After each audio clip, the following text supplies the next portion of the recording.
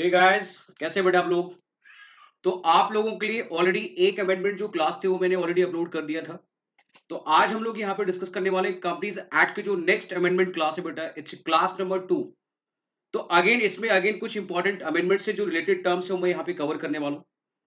Basically second class में again हम कुछ अमेंडमेंट्स के रिगार्डिंग बात करते हैं। तो ऐसे ये सीरीज ऑफ क्लास आपकी चलती रहेंगी। तो जो जून में बच्चे एग्जाम देने वाले बेटा, तो ये पूरा अमेंडमेंट उन सबके लिए एप्लीकेबल है, you know very well. Again वापस से मैंने आपको क्या किया है, अगेन बता दिया आपको। तो जून वालों के लिए, जून 21 के लिए, so this will be applicable. सो किसी भी बच्चे को कोई भी अमेंडमेंट मिस करके नहीं जाना है। You have to concentrate on each and every amendment. एक भी अमेंडमेंट मिस नहीं होना चाहिए बेटा। तो अब हम लोग सेकेंड जो आपकी अमेंडमेंट की क्लास है, तो उसमें आज मैं यहाँ पे जो अमेंडमेंट स्टार्ट करने वाला हूं। तो बेसिकली पहले हम यहां पे स्टार्ट करने वाले हैं किसके रिगार्डिंग, लास्ट में जहां पे हमने छोड़ा था उसके आगे हम कंटिन्यू बढ़ते। तो अब chapter number 6 as per the bare act of the companies act. तो चैप्टर नंबर 6 जो है बेटा बेयर एक्ट में, वो किसके रिगार्डिंग है, रजिस्ट्रेशन ऑफ द चार्ज। तो इसमें सेक्शन नंबर 86 में, बेगो पार्डन 86 में यहां पे आपको एक अमेंडमेंट दिखेगा। और 86 में अमेंडमेंट क्या है, यू जस्ट कॉन्सेंट्रेट। पीनल जो प्रोविजंस हैं, जैसा कि पहले भी आपको ये चीज ध्यान रखना है, पहले भी हमने लास्ट जो क्लास थी, जो फर्स्ट अमेंडमेंट की थी, उसमें भी नंबर ऑफ टाइम पेनल्टीज वाला पार्ट यहां पे चेंज हुआ है। अगेन आज के लेक्चर में भी आप देख सकते हो यहाँ पे नंबर ऑफ पेनल्टीज वाला जो पार्ट है वो आपका यहाँ पे क्या हो रहा है, मॉडिफाई हो रहा है, चेंज हो रहा है। तो आपको अपने नोट्स में, अपने बुक में, जहां पे भी जिस में पढ़ रहे हैं, तो आपको क्या करना है बेटा, यू नीड टू मॉडिफाइड। आप सबको वहां पे क्या करना है, मॉडिफाई करना है।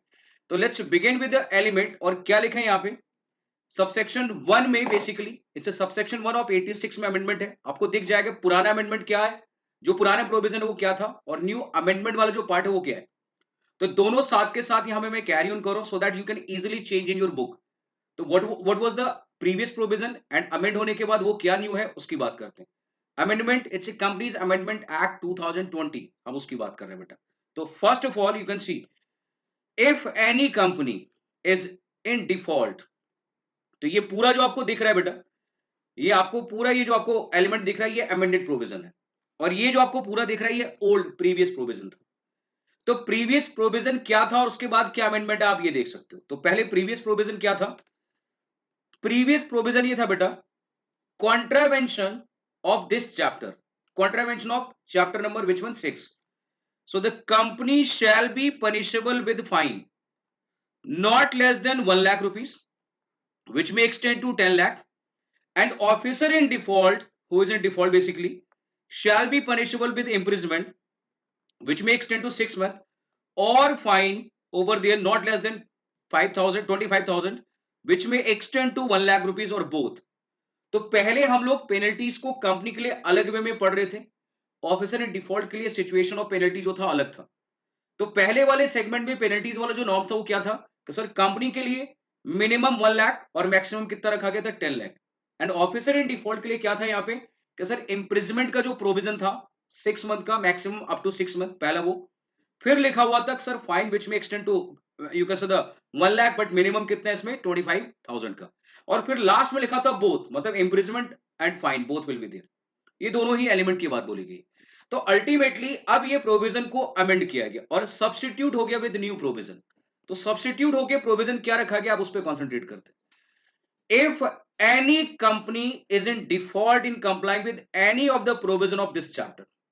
तो इसका मतलब है इसी चैप्टर में कोई भी किसी भी नेचर का कोई कॉन्ट्रीब्यूशन कंपनी ने किया बेटा, तो company shall be liable to a penalty of 5 lakh rupees, penalty liable to a penalty of rupees 5 lakh, and every officer of a company who is in default liable for a penalty of rupees 50,000। तो इसका मतलब क्या हुआ, कि जहां पे पहले minimum और मैक्सिमम वाला पार्ट था, अभी एग्जैक्ट वाला पॉइंट आ गया, sir of rupees you can say the 5 lakh for company end of rupees 50,000 for you can say the officer in default. तो एग्जैक्ट अमाउंट यहां पे ऐड कर दिया गया। जो पहले मिनिमम और मैक्सिमम हुआ करता था, अब वो मिनिमम और मैक्सिमम नहीं, एग्जैक्ट की बात करते हैं। और इम्प्रिजमेंट वाला जो पार्ट था वो पूरा खत्म हो चुका है, अब कोई इम्प्रिजमेंट वाला एलिमेंट यहां पे कनेक्टेड नहीं रखा गया है। तो ये एक सेक्शन नंबर 86 सबसेक्शन 1 में पीनल प्रोविजन में आपको चेंज दिखेगा बेटा। तो पीनल प्रोविजन क्या था और क्या हो गया, ये समझ में आ गया। तो क्या से क्या हो गया, आई होप ये पॉइंट समझ में आ गया। तो इसका मतलब है यहां पे पहले जो हम पेनल्टीज पढ़ रहे थे और अब जो हम पढ़ रहे हैं, तो बहुत बड़ा आपको यहां पे डिफरेंस यहां पे दिख रहा होगा। सो you can easily understand the provision. तो ये था अमेंडमेंट फर्स्ट, जो सेक्शन नंबर किस में रखा गया, it's basically section number which one, 86। अब हम बात करते हैं नेक्स्ट जो चैप्टर है अगेन कंपनीज एक्ट का। बेयर एक्ट में जो प्रोविजन लिखा गया है, इट्स मैनेजमेंट एंड एडमिनिस्ट्रेशन। पूरा जो चैप्टर है मेंबरशिप और जनरल मीटिंग की बात करते हैं, यदि हम उसको नॉर्मल इंटरप्रिटेशन वे में, सिंपल वे में हम उसको कंसिडर करें, membership and the concept of you consider general meeting, ये प्रोविजन है। तो अब ये पूरा जो एस्पेक्ट है किससे डील करता है, मेंबर आपका you consider management and administration. तो सबसे पहले सेक्शन 89 में आपको अमेंडमेंट दिखेगा, और 89 में यहां पे अगेन सबसेक्शन 5 की बात कर रहे हैं। एंड बेटा कुछ भी नहीं, फिर से पीनल प्रोविजन की बात आपको दिखने वाली है। याद है ना, 80 आपका 89 में बेसिकली क्या करना पड़ता है, डिक्लेरेशन देने का नॉर्म से। तो अब हम वहां पे पेनल्टी की रिगार्डिंग बात करते हैं, और पहले प्रोविजन क्या था, पहले उसकी बात करता हूं। If any person fails to make a declaration, if any person fails to make a declaration, और जो सबसेक्शन 1, सबसेक्शन 2 और सबसेक्शन 3 में ऑफ सेक्शन 89 में बोला गया है, तो जो डिक्लेरेशन देना था पर्सन को, बट उसने वो डिक्लेरेशन नहीं दिया with in without any reasonable cause, मतलब बिना किसी स्पेसिफिक रीजन जो जस्टिफिएबल हो, जो सेटिस्फैक्टरी हो, यदि उसने नहीं दिया, तो फिर उसके लिए पनिशमेंट हुआ करता था। और कितना बेटा, फाइन विच में extend to 50,000 rupees, and failure यदि वो कंटिन्यू है बेटा, जो टाइम था यदि उसके बाद वो फेलियर कंटिन्यू है, तो उस केस में फर्दर फाइन था 1,000 rupees for each and every day after you can the first day of the default, and that will remain continue. तो इसका मतलब पहले पेनल्टी जो थी बेटा, जिस पर्सन को डिक्लेरेशन देना था उसके लिए 50,000 over there, and per day जो पेनल्टी था, so you can see how much amount of the per day penalty, it's you can say 1,000 rupees ये हुआ करता था। अब जो पेनल्टी है इसको जो चेंज किया गया है, तो you can see the change element. तो सबसेक्शन 5 ऑफ सेक्शन 89 में क्या आ गया, if any person fails to make a declaration, statement वही है, डिक्लेरेशन सबसेक्शन 1, सबसेक्शन 2, सबसेक्शन 3 वही सेम पॉइंट है। पेनल्टी कितना कर दिया गया बेटा, ऑफ 50,000 रुपीज, एंड यदि कॉन्टिन्यूस डिफॉल्ट है तो penalty of 200 rupees for each day over there, but which में एक्सटेंड टू 5 लाख, विच में एक्सटेंड टू 5 लाख। तो इसका मतलब क्या चीज दिख रहा है, एक ये पॉइंट हमारे लिए दिखा, दूसरा पहले 500 रुपीज हुआ करता था, 1,000 रुपीज पर डे, और उसको अभी कितना कर दिया गया, 200 रुपीज। तो पहले हम बात कर रहे थे वहां पे 1,000 का, वो 200 रुपीज कर दिया, और लेकिन वहां पे वर्ड था एक्सटेंड टू, बट अभी वर्ड क्या गया, of 200 rupees, exactly per day इतना देना पड़ेगा। वहां पे पहले क्या था, 50,000 मैक्सिमम, अब क्या आ गया, पेनल्टी अप टू 50,000 नहीं, इट्स ऑफ 50,000, एग्जैक्ट अमाउंट का आ गया। तो एग्जैक्ट अमाउंट ऑफ पेनल्टी जो पहले अप टू द एक्सटेंड हुआ करता था, अभी एग्जैक्ट वाला टर्म आ चुका है। तो ये पेनल्टी किसके लिए हो गया बेटा, ये उस पर्सन के लिए हो गया जिसको क्या देना था बेटा, डिक्लेरेशन देना था, जिसको क्या देना, फिर डिक्लेरेशन देने की बात। अब 89 में अगेन अब दूसरी पेनल्टी की बात करते हैं, मतलब 89 में दो दो चेंजेस आए, एक सबसेक्शन 5 में सब्स्टिट्यूशन हुआ, एक सबसेक्शन 7 में। अब सबसेक्शन 7 किसके लिए, पेनल्टी फॉर कंपनी के लिए, पहले किसके लिए था, डिक्लेरेशन जिसको देना था उसने नहीं दिया। हाँ, तो अब यदि कंपनी में डिक्लेरेशन रिसीव हो गया, तो फिर एक रिटर्न फाइल करना था under subsection number 6। But if there is a failure to do same before the specified time period, जो टाइम था उसके एक्सपायर होने से पहले, company and officer in default punishable with fine minimum 500 rupees, which may extend to 1,000 rupees, and if the default which is of continuous nature, then 1,000 rupees per day over there till default continue। ये था। तो इसका मतलब पहले minimum कितना हुआ करता था 500, मैक्सिमम कितना होता था 1,000, अभी और साथ में क्या था, continuous up to the extent of 1,000। अभी चेंज होके क्या किया गया, उस पर आते हैं। If a company requires to file the return, but वो डिफॉल्ट हुआ तो company and officer in default in default liable to a penalty of 1,000, please highlight the term। अब वो मिनिमम मैक्सिमम हट गया 1,000 for each day during such a default continue, but subject to maximum 5 lakh over there in case of company and officer in default in case, you just imagine यहाँ penalty ज्यादा दिखेगा, वहां पे 500 and then up to 1,000, then per day 1,000 था maximum, but अभी क्या हो गया, पर डे ही पेनल्टी लगा दिया गया, पर डे ही पेनल्टी है 1,000 रुपीज पर डे, और वो भी ऑफ रुपीज लिखा है, it's of rupees, please highlight the term, it's of rupees. Company के लिए मैक्सिमम 5 लाख रुपए तक जा सकता है, और ऑफिशियल डिफॉल्ट के लिए कितना जाएगा maximum, you can C 2 lakh rupees, 2 lakh rupees. तो बड़ा ही अत्याचार हो गया यहाँ पे। तो बड़ा ही यहाँ पे आपको दिख रहा है सर, ये तो बर्डन वाला सिनेरियो हो गया, पहले कुछ और अभी कुछ और। तो फिर वही गाना याद आएगा ना, क्या से क्या हो गया, सुटेबल है, पहले क्या था और अभी क्या हो गया। सो दैट इज अगेन, यहाँ पे पेनल्टी ज्यादा दिख रहा है आपको, 500 up to 1000, you just imagine 1000 maximum. But अब 1000 तो देना ही पड़ेगा, वो भी per day, maximum 5 lakh, maximum 5 lakh, and office in default maximum 2 lakh rupees. तो ये था 89 सबसेक्शन नंबर 7 में अमेंडमेंट बेटा। अब 89 सबसेक्शन 9 ऐड हुआ, इंसर्ट किया गया प्रोविजन, ये पहले था ही नहीं, तो नया एक प्रोविजन हो रहा है। नए एक प्रोविजन की और बात करते हैं। Central government may by notification exempt any class or class of the person from complying with any of the requirement of this section except subsection 10 if it is considered necessary to grant such exemption in public interest, and any such exemption may be granted either unconditionally or subject to certain conditions।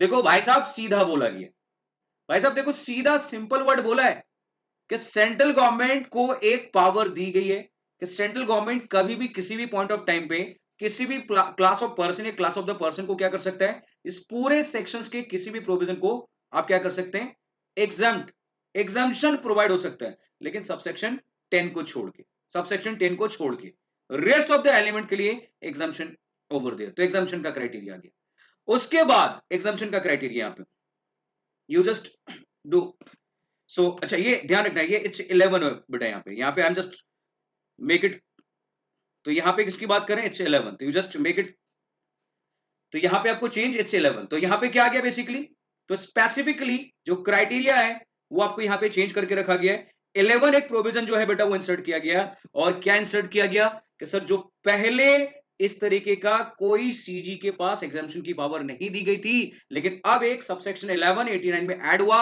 और उस subsection 11 के accordingly simple law maker ने यहां पे क्या बोल दिया बेटा कि दैट एग्जाम्पशन नाउ अवेलेबल, और एग्जाम्पशन सीजी प्रोवाइड कर सकती है, लेकिन सबसेक्शन 10 को छोड़ के सबसेक्शन 10 का जो एग्जाम्पशन है वो प्रोवाइड नहीं किया जाएगा, एंड बाकी एग्जाम्पशंस की बात हम कर सकते हैं, सिर्फ 10 वाला सबसेक्शन जो है उससे आपको एग्जाम्पशन नहीं मिलेगा, एंड बाकी रेस्ट ऑफ द सेक्शन से आपको क्या मिल जाएगा बेटा, एग्जाम्पशन कैन बी देयर, ये याद रखना। तो इसका मतलब है रेस्ट ऑफ द पार्ट से, लेकिन जो एग्जाम्पशन है वो कंडीशनली भी हो सकता है और अनकंडीशनली कैन बी देयर। तो एग्जाम्पशन कैन बी कंडीशनली और unconditionally both can be there, तो you just try to understand. तो स्पेसिफिकली यहां पे एक चेंज आप लोगों को दिख रहा है, एंड उसमें चेंज ये दिख रहा है सर, स्पेसिफिकली एक प्रोविजन यहां पे हमारे लिए ऐड कर दिया गया, and which is none other than, you can see which one, subsection number 11 over there. और 11 जो ऐड हुआ बेटा उसमें याद रखना सेक्शन 89 से पूरा एग्जाम्प्ट आपको कर दिया जाएगा,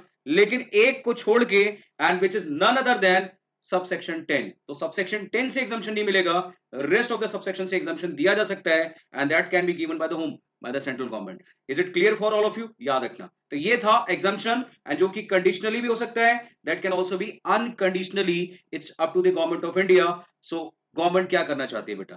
नेक्स्ट 90 में अमेंडमेंट आया, 90 में सबसेक्शन 10 में आपको चेंज दिखेगा, पेनल्टी है और कुछ नहीं है भाई, पेनल्टी है, पेनल्टी पढ़ाना पड़ेगा और पढ़ना भी पड़ेगा, वी हैव नो चॉइस। तो अमेंडमेंट आया, पढ़ना पड़ेगा। तो पहले क्या था बेटा, देखो सबसेक्शन आपका 90 किसके लिए, वो हेडिंग लिख दिया गया। उसके बाद हम लोग नेक्स्ट पार्ट की बात करते हैं। तो 90 में आपको हेडिंग यहां पे प्रिस्क्राइब कर दिया है, यू नो वेरी वेल। तो 90 में हेडिंग आपको दिख रहा है, हमें सिर्फ अमेंडमेंट 10 पढ़ना है।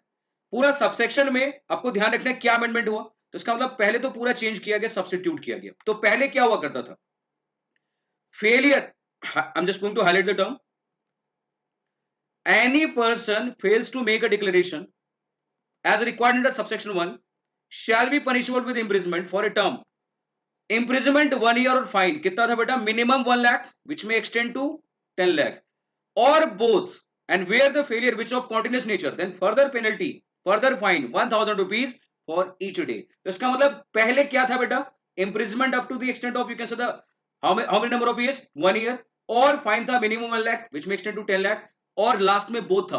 कॉन्टिन्यूस डिफॉल्ट है, कॉन्टिन्यूस है, तो फिर तो बोला गया था आपके लिए 1000 का भी अगेन क्या करने वाले हैं, आपके ऊपर जुर्माना लगाने वाले हैं। तो ये पर डे के लिए था। अब चेंज क्या हुआ, so come to the change point, person who fails to make a declaration shall be liable to a penalty of 50,000, off कर दिया पहली बात तो। और कॉन्टिन्यूस डिफॉल्ट जो था बेटा उसके लिए 1,000 off again per day, but which में extend to maximum 2 lakh. Penalty कम, इंप्रिजमेंट हट गया, पहली बात तो ये इंप्रिजमेंट हट गया। और जो मिनिमम जो क्राइटेरिया मैक्सिमम आपका 10 लाख हुआ करता था वो भी हट गया। तो इसका मतलब है 2 लाख रुपीस कर दिया गया। That is really amazing. तो 50,000 immediately and next day after default per day कितना जाएगा आपका, you can C 1,000 rupees and maximum 2 lakh rupees. ये रखा गया है सेक्शन नंबर विच में बेटा 90 में नेक्स्ट अमेंडमेंट का पार्ट जो आपको ध्यान में रखना। तो 90 में अमेंडमेंट सबसेक्शन किस में आ गया, 10 में। अब आते हैं 11। तो 11 में भी एक अमेंडमेंट आपको दिखेगा। तो मतलब 90 और अब देन उसके बाद नेक्स्ट 10 एंड देन 11, वापस से कोई अमेंडमेंट नहीं, सिंपल कंपनी के लिए पेनल्टी। पहले क्या था उस पर आते हैं। जहां पे कंपनी को रजिस्टर मेंटेन करना था एज पर सबसेक्शन नंबर 2, और जहां पे इंफॉर्मेशन फाइल करना था as per subsection number 4, require और necessary steps as per section number 4A। तो इसका मतलब है subsection 2, subsection 4 and subsection 4A, subsection 2, subsection 4, subsection 2A। और यदि इन तीनों में से किसी भी सबसेक्शन का डिफॉल्ट हुआ तो फिर उस केस में पेनल्टी कितना है बेटा, company and every officer in default punishable with fine not less than 10 lakh which may extend to 50 lakh, you just imagine, and failure continuous nature, how much, 1,000 rupees for each day over there। तो इसका मतलब you just imagine penalty कितना था, 10 which may extend to 50। Sir अभी क्या हो गया, अभी ये रहा बेटा। अब जरा पढ़ते हैं अगेन, बहुत बड़ा स्टेटमेंट आपको यहाँ पे एडेड दिखेगा। पहला पॉइंट तो वही है sir, subsection 2, subsection 4 and subsection 4A, then it's a failure of a company to do the same. इसका मतलब वो डिफॉल्ट हुआ और deny the inspection over there, company shall be liable. अब कंपनी के लिए पेनल्टी पहले अलग 1 lakh rupees and in case of the continuous default 500 rupees for each day subject to maximum 5 lakh. ये आ गया। तो मतलब पेनल्टी कम, पहले 10 से 20 था, अभी कितना हो गया, you can C 1 lakh rupees and per day 1,000, और विच में आपका 500, बेग पार्डन, एंड विच में extend to how much amount, 5 lakh rupees. Officer in default के लिए अलग से penalty, default shall be liable 25,000, again exact. Per day default है तो कितना रखा गया, 200। तो दैट इज यूनिक पार्ट। तो यहाँ पे कंपनी के लिए 500 था और इसके लिए 200, और वहां पे मैक्सिमम 5 लाख था, यहाँ पे मैक्सिमम कितना है, 1 लाख रुपीज। तो this is again next amendment and it's again substitution of the entire provision. तो यू कैन सी कितना पेनल्टी पहले हुआ करता था और अभी कितना पेनल्टी यहाँ पे रखा गया। तो पेनल्टी समझ में आ गया कि अभी चेंज वाला पार्ट, अच्छा पुराना मैं सिर्फ पढ़ा रहा हूं आपको, कंपेयर करवा रहा हूं ताकि अपने बुक में करेक्ट कर पाओ, but no need to retain the old provision, no need to retain the previous penalty, so you have to go through the existing new penalty जो अभी ऐड किया गया है। जो प्रीवियस वन था उसको आपको रीड आउट और गो थ्रू करने की अभी रिक्वायरमेंट और रेलेवेंसी नहीं है बेटा। I hope subsection 11 is it clear for all of you. तो ये था subsection 11 of section number, you can से विच वन, 90, जो हमने 10 और यू कैन से 11 में दोनों में हमने पेनल्टी की बात करी। Next 92, it's annual return. Annual return छोटे छोटे से अमेंडमेंट्स आपको दिखेंगे बेटा। 92 सबसेक्शन 5 पे पहले आते हैं। If a company fails to file annual return, there is a requirement to file annual return, but company made a default in filing to the same। तो कितना रखा गया बेटा, before the expiry of period, जो भी इसमें लिखा हुआ है, the company and officer in default liable to a penalty of 10,000 rupees. और पहले कितना हुआ करता था, पहले कितना हुआ करता था बेटा, पहले हुआ करता था, you can see the amount 50,000। अब उसको कितना कर दिया गया सर, 10,000 कर दिया गया। That is unique part. तो पहले आपका कितना था 50,000, अब वो कितना कर दिया गया 10,000, एक रिलैक्सेशन, एक फायदा। हाँ उसके बाद यदि वो डिफॉल्ट कॉन्टिन्यूस नेचर का है तो कितना रखा गया बेटा, 100 for each day during which such failure continue over there, maximum 2 lakh in case of a company and 50,000 in case of you can say the word officer in default। तो अब पहले जो क्राइटेरिया था वो स्पेसिफिकली 5 लाख रुपीस का provision था, maximum up to 5 lakh, maximum up to 5 lakh ये हुआ करता था, ये हुआ करता था। इसका मतलब पेनल्टी ऑफ 50,000 और मिनिमम और मैक्सिमम ये था। लेकिन अभी उसको क्या कर दिया गया, चेंज। अभी कितना रखा गया, पर डे कितना मेंशन है, स्पेसिफिकली यहां से चेंज, यू कैन सी। तो पर डे पेनल्टी जो हुआ करता था बेटा वो सेम, कितना है, हाउ मच अमाउंट, 100। लेकिन पहले maximum criteria you can C 2 lakh rupees in case of a company and 50,000 for officer, but common पहले इन आपका रखा गया था कितना बेटा, 5 लाख। अब एम्प्लॉयड, अब यहां पे क्या होगा, चेंज। तो इसका मतलब अब हमें क्या याद रखना है, सर अभी हमें याद रखना है 50,000 रुपीज, ये आ गया। उसके बाद नेक्स्ट कितना आ जाएगा बेटा, 100 पर डे। उसके बाद मैक्सिमम कंपनी के लिए कितना आएगा, it's you can say the 2 lakh. And officer के लिए कितना हो जाएगा, इट्स यू कैन से हाउ मच अमाउंट, 50,000। और जो पहले कॉमन कितना हुआ करता था, 5 लाख रुपीज हुआ करता था। तो एक ये चेंज आपको यहाँ पे सब्स्टिट्यूशन वाला पार्ट दिखेगा, बहुत छोटा सा एलिमेंट है, तो याद रहेगा आप लोगों को। Next 92 subsection 6, if a company secretary, that is penalty for company secretary use in practice, क्योंकि आपको पता है एनुअल रिटर्न पे साइन करने की बात करते हैं। Otherwise, in conformity with the requirement of this section, if there is a default of company secretary, then he shall be liable to a penalty of rupees how much? How much? 2 lakh rupees. 2 lakh rupees. Penalty of 2 lakh rupees. पहले क्या था यहाँ पे? Fine not less than 50,000 which may extend to 5 lakh. तो not less than वो खत्म हो गया। अब exact amount of penalty यहाँ पे ऐड हो गया बेटा, और वो exact amount of penalty कितना कर दिया गया? तो it's liable to a penalty of 2 lakh rupees, ये आगे। तो पहले 50,000 मिनिमम मैक्सिमम 5 लाख हुआ करता था, अभी एग्जैक्ट बोल दिया ठोको इसके ऊपर 2 lakh rupees for practicing company secretary. तो ये है amendment number next section over there. अब हम लोग बात करते हैं नेक्स्ट एलिमेंट, तो एनुअल रिटर्न 92 में सबसेक्शन 5 और 6 में दो अमेंडमेंट आया, तो वो आपको ध्यान में रखना है। नेक्स्ट प्रॉक्सी, प्रॉक्सी में अमेंडमेंट की बात करते हैं, प्रॉक्सी में अमेंडमेंट की बात करते हैं। तो अब प्रॉक्सी में देखो यहां पे क्या वर्ड आ गया, who issues the invitation as aforesaid or authorize or permit their issue shall be liable for a penalty of 50,000 rupees. तो अभी कितना हो गया 50,000, पहले कितना हुआ करता था बेटा, अभी सिंपल वो पार्ट याद है ना, प्रॉक्सी फॉर्म, यदि कंपनी के एक्सपेंस पे किसी को इनवाइट किया गया, इशू किया गया, तो उसके लिए पेनल्टी हुआ करता था। और वो कितना हुआ करता था बेटा, कितना हुआ करता था, यहां पे you can see in authority permit which में एक्सटेंड टू 1 लाख, और अभी कितना कर दिया गया, एग्जैक्ट कर दिया गया। तो अभी यहां पे कितना आपको दिख रहा है, it's exact how much amount of the penalty, just wait. हाँ, तो अभी एग्जैक्ट अमाउंट ऑफ पेनल्टी कितना यहां पे मेंशन कर दिया गया बेटा, you can see exact amount of penalty, and here we have exact amount of penalty, I'm just going to highlight, so just wait for a minute। 50,000 rupees exact कर दिया, और पहले क्या था, विच में extend to 2 lakh rupees plus proviso. Proviso में एक यहां पे जो वर्ड था लाइबल, ये जो वर्ड आपका लाइबल आप देख रहे हैं, ये न्यू है।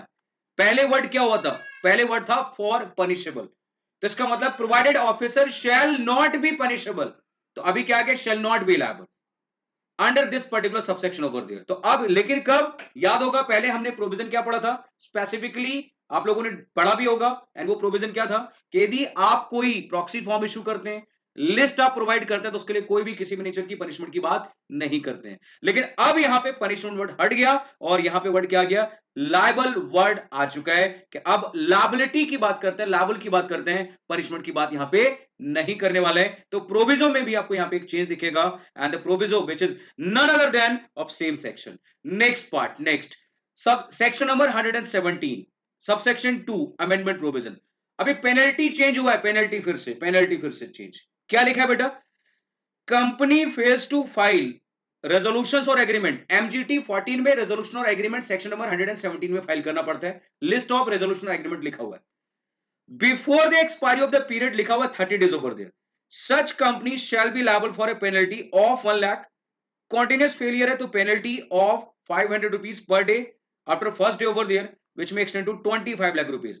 ऑफिसर इन डिफॉल्ट के लिए कितना था बेटा, including liquidator in case of the winding up over there, penalty of rupees 50,000, and continuous default है then per day 500 rupees, and which में एक्सटेंड टू 5 लाख। तो इसका मतलब कंपनी के लिए पेनल्टी कितना हुआ करता था, सर सिंपल पेनल्टी वाले एलिमेंट की मैं बात करूं तो पहले 1 lakh rupees per day 500, and maximum you can से 25 लाख। ऑफिसर इन डिफॉल्ट के लिए कितना हुआ करता था बेटा, highlighted part you can easily highlight in your book, तो सिंपल कितना था सर, स्पेसिफिकली 50,000 पर डे, आपको कितना था 500 विच में एक्सटेंड टू 5 लाख। अभी हुआ क्या, अब चेंज सब्स्टिट्यूशन, सब्स्टिट्यूशन पे आते हैं। फेलियर वो सेम है, अब उस पे नहीं जा रहे हैं, फेलियर वही सेम प्रोविजन, फेलियर की बात कर रहे हैं। Important, I am just going to highlight the term of penalty, अब उस पे पेनल्टी की टर्म पे हाईलाइट करते हैं। चलिए तो क्या लिखा है यहां पे, simple, such company shall be liable to a penalty 10,000 rupees, and यदि वो कॉन्टिन्यूस है तो कितना आ गया 100 per day and subject to maximum 2 lakh. कम हो गया पेनल्टी, फायदा हो गया, पहले 25 लाख तक था, now 2 lakh. Next, again every officer including liquidator who is in default, कितना बेटा 10,000, यू नो वेरी वेल कितना कम हुआ यहाँ पे। और per day again 100 rupees which में एक्सटेंड टू 50,000। तो फायदा हो गया सबसेक्शन 2 में 117 में जो रेजोल्यूशन एग्रीमेंट फाइल करना था, तो उसके लिए पेनल्टी यहां पे कम कर दिया गया है बेटा। तो पेनल्टी कम कर दिया गया है, कम कर दिया गया। If you compare with these two penalty, आपको साफ दिख जाएगा तो वो कम कर दिया गया। So that is again amazing element, that is again important term. अब आते हैं 117 सबसेक्शन 3 क्लॉज जी के जो प्रोविजो था, अब उसकी बात करें। प्रोविजो पहले क्या होता था उस पर पढ़ते हैं। पहले ये था बेटा, nothing contained in this clause which means clause number G shall apply to a banking company in respect of resolution passed to grant loan, give a guarantee, provide security under clause number which one, F subsection 3 of section 179।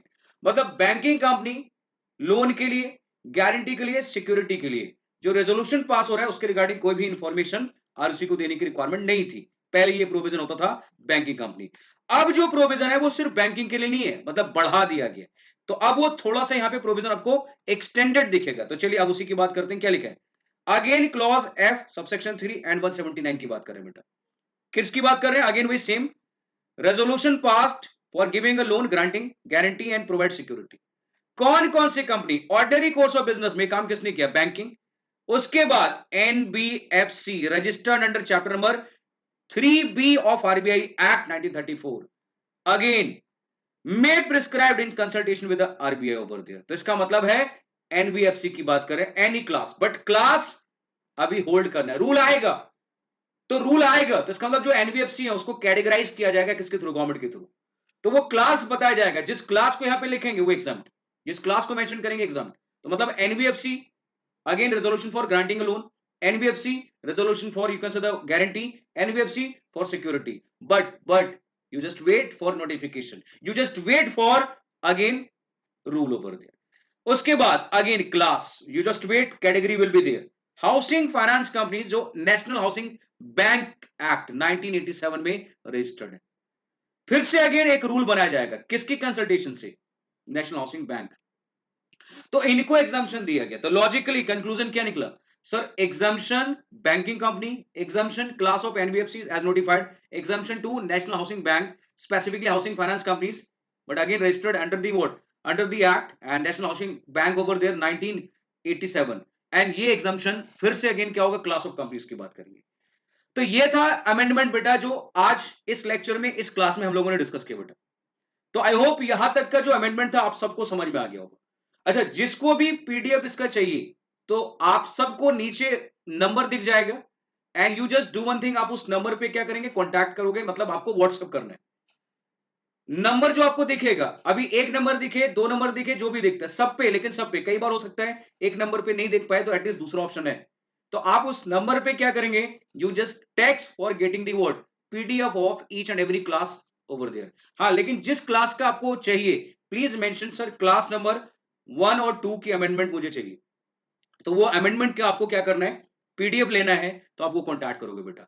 तो class number 2 of amendment हम लोगों ने complete किया। You just wait for next amendment class, again वो बहुत जल्द आएगा। तो आप तब तक के लिए वेट करो और फिर हम लोग नेक्स्ट अमेंडमेंट क्लास यहाँ पे डिस्कस करेंगे बेटा। So till that period wish you all the very best for exam, coming exam, and I know very well you will definitely rock the exam. So thank you so much, आगे मिलते हैं बेटा।